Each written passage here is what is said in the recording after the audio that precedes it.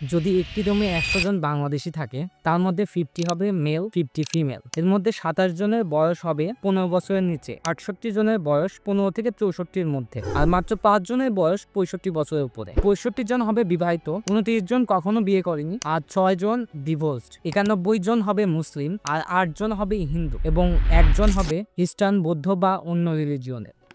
৭৫ জন হবে শিক্ষিত। যদি ১০০ জন পুরুষের মধ্যে বিবেচনা করা হয়, তাহলে ৭৭ জন হবে শিক্ষিত। ১০০ জন নারীর মধ্যে বিবেচনা করলে ৭৩ জন হবে শিক্ষিত। অর্থাৎ আমরা নারী শিক্ষার দিক থেকে এখনো পিছিয়ে আছি। এর মধ্যে ৫৬ জন মোবাইল ফোন ব্যবহার করে, ৩১ জন নিয়মিত ইন্টারনেট ব্যবহার করে, ৫৩ জন বিকাশ, নগদ, রকেটের মতো মোবাইল ফিনান্সিয়াল সার্ভিস ইউজ করে, মাত্র ২৮ জনের কাছে ব্যাংক অ্যাকাউন্ট আছে। এর মধ্যে ৩৫ জন এগ্রিকালচার সেক্টরে জব করে, ২১ জন ইন্ডাস্ট্রি রিলেটেড জব করে, এবং ৪৪ জন সার্ভিস সেক্টরের সাথে যুক্ত।